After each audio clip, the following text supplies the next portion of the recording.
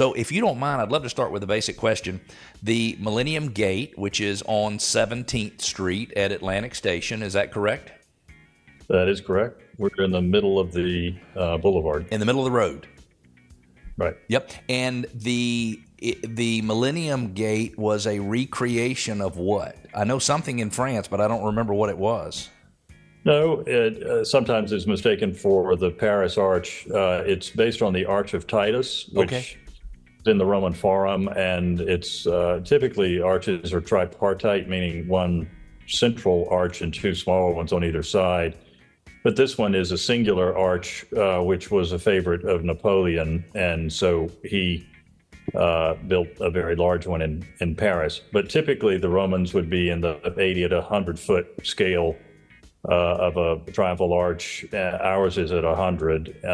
Napoleon's is 200. So Wow. it's double what the Romans did. And I would assume it was just added to the development as a some type of attraction. Is that right? I mean, there was no real purpose other than for people to go, oh, wow, that's pretty cool. Let me go see that.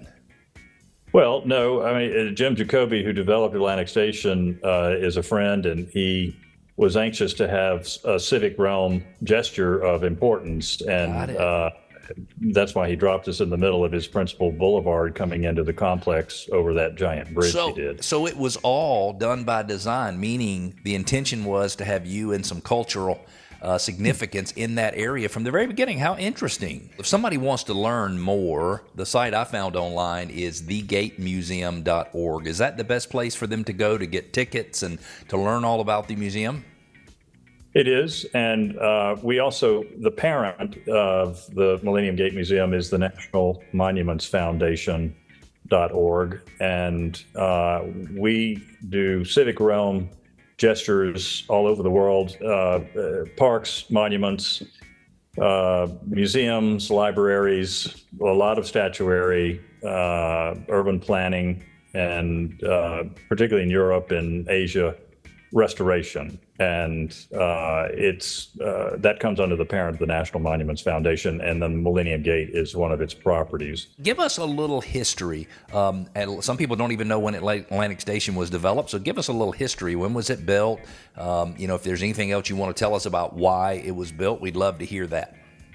Sure, it's a great vision of Jim Jacoby, having taken an existing and operational steel mill, Atlantic Steel Company, which had been headed for a long time by Tom Glenn, a great philanthropist whose grandson is now also Tom Glenn and doing the same thing. Okay. A wonderful family, and they helped us actually. This building being against the old sludge pond that was a lot of the overflow from the steel production.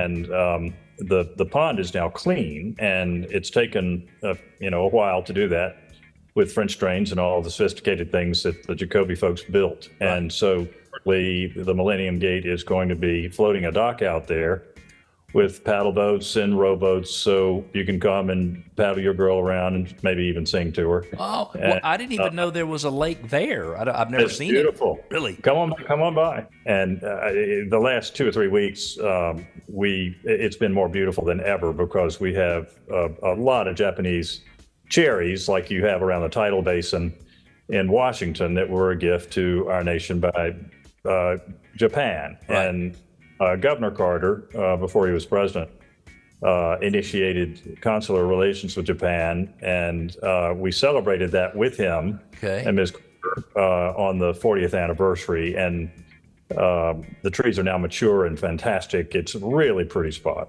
If you had a dream for what you would want someone who visited the museum to take away from it, what would it be? Like, what do you want them thinking when they drive away from the museum? That Georgia is probably the coolest state of the original 13. We were the last of the 13 colonies. Because of that, we haven't really told our stories like the others have, particularly the northeastern ones in Virginia. And I'm a native Georgian and been here a long time, and I'm really proud of our our history. It's quite unique. What would I like people departing this building to really feel? They would always feel, particularly if they're Georgians, they would feel immense pride. We've had over 1 million eighth grade students come through here. Eighth grade is compulsory for history in Georgia, and we bring them through here. We reach the Macon suburbs to the Chattanooga suburbs, left and right of the state, so you can get here, do our history component, go to the varsity, get back to school in time. We do it all the time.